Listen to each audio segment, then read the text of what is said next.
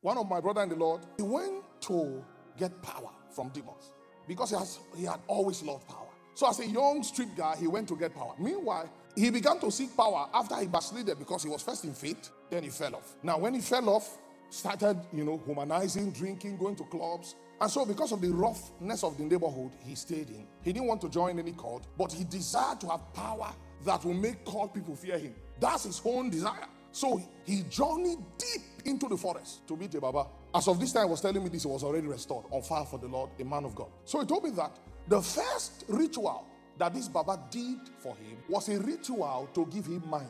You see, this story I'm telling you is all necessary for what I'm about to show you. Now, the first ritual that this Baba did was a ritual to give him mind because of the encounters he will be having. So what this Baba did was that this Baba took him to a grave that was already dug, somewhere in the bush. And then he told me that the Baba sprayed some kind of perfume. I forgot the name of that perfume. He said it's a very popular perfume that time in Makurdi.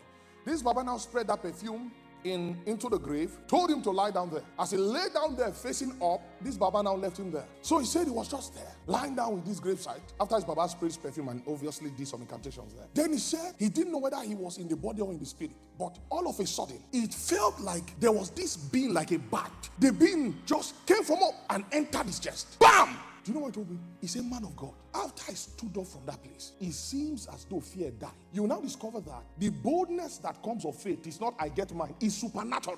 The same way the boldness that comes from demons is also supernatural. He told me, he said, I'll be alone, strolling in the midnight, 1 a.m. alone. But there is no fear because I just know that I'm not empty. Something is with me. He told me, he said, prophet, I don't know what that demon did to my heart, but I lost fear. Now, when he passed the first stage of fortification, the Baba now told him, now you are ready for serious things. So guess what? The Baba placed him on a fasting. I think 3 days or 7 days, I've forgotten. After the last day of the fast came, the Baba now took him to one kind of forest and then gave him instruction. He said, this part of this empowerment, you must continue on your own. Now, everyone has different types of empowerment. I'm just sharing with you what he relayed to me. The Baba now told him that this part of empowerment, you must continue on your own. He now told him, he said, many has come before you, desired what you are seeking for, but they failed this last trial.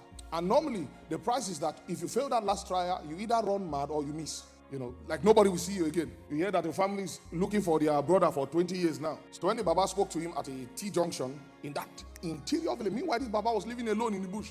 He now bid him farewell. Do you know how a prophet, sir, sent forth his disciple? That was how this sorcerer was sending him forth. And then he now instructed him. He said, whatever you see there, don't panic, don't scream, don't shout. And when you receive power, he said, when you turn back and you are coming to me, don't allow anything make you turn your back. No matter what happened behind you. He said, don't turn your back. Don't look back. Was that not what the angel also told Lot? Guess what? He goes on this adventure alone. The Bible says Jesus was with the wild animals. He was also with the wild animals. I'm telling you this to show you that in spiritual things, priesthood is similar. So he goes on this adventure alone. He was there. He got to a particular spot the Baba described for him, and he waited there till deep in the night. I think around 2 a.m. or 3 a.m. He said the first thing that happened to him was that mysteriously a huge snake moved with speed towards him, coiled around him, faced him. But guess what? He was already empowered. Do you think you can confront that kind of being with I get mind? I'm trying to show you. So he said when the snake came, because fear had been killed by another demon, he stood there looking. When they tested him, he was not afraid. Then he said the snake now gave him a talisman, and he took the talisman. The moment he took the talisman, something changed inside him. He now said, and he turned back. Notice, Satan doesn't give power for free. So the real test now began.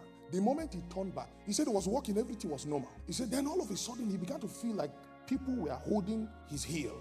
Hands were just holding his heel. He said he kept on moving. He kept on moving. The next thing he told me was that he now heard his sister's voice. He said that caused him to pause. And and I know this is sister. There's a way that sister always calls his name. He said the sister now called the name. Because I don't want to leak his name out. Let's just say Brother A. So his sister now said, Brother A. He knows the voice of his sister. He said he paused there. And then he remembered the words of his master, the herbalist. Don't look back. Guess what? The sister kept calling him, Brother A.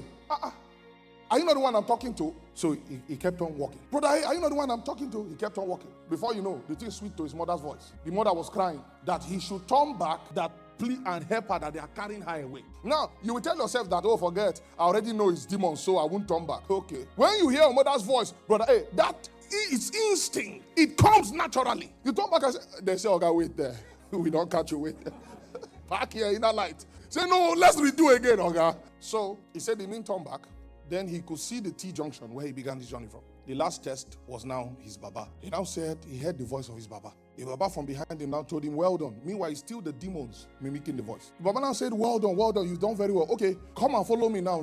There's another power I want to add. He didn't turn back, he kept on walking. The Baba started threatening him. Are you not the one I'm talking to? I said, you passed already, so turn back, let us. The Baba said, I'm going to kill you if you don't turn back. Because as he drew closer to the goal, the distraction and manipulation, he said it intensified. That's what he told me. He said it felt as though plenty spirits were following him. Everyone trying to stop him from getting to the T-junction. He now said the moment he reached the T-junction, that everything just went quiet. And then he started finding his way back to the house. Guess what? He said that night, that Baba was not sleeping. The Baba stood and was looking out to see whether he would come back. When the Baba saw someone coming from afar, he said, is that my son, brother A? The man said, yes. The Baba now smiled, laughed, and said, well done. You've done well. The man was happy, as though his disciples go now into the world and cause trouble. He showed me somewhere in his house. Part of the empowerment that was given to him by those demons is supernatural strength. He showed me somewhere in his house that he wanted to just test. Concrete. He wanted to just test power. He punched that place. He showed me as though they used hammer to hit that place. Supernatural strength. Told me different things. He told me that another thing was that he could walk through walls. And I asked him, how did it feel like to walk through walls? He now told me that it feels as though you're passing through a curtain. And all that. And all of a sudden, there was this confidence. They've shot him many times that time he didn't enter, because even though he was not a cultist, he was moving with bad boys. And how did he begin to move with them? After they challenged him one time, I think one of them did something. He slapped that one now went to call his men. And according to him, if he really wants to fight, people have to be plenty. Because he told me, say, if it's one person, I will kill the person. So he said, when people are plenty, all he has to do is to pull his shirt, then he will begin to sweat. As he's sweating like that, you cannot hold him. His body will be free. He said, you cannot hold him, no matter how hard you try. When he beat all of them, I think 7 of them, all of a sudden, they began to invite him whenever they are going to do things. He became a counselor. He beat them into sonship. Now,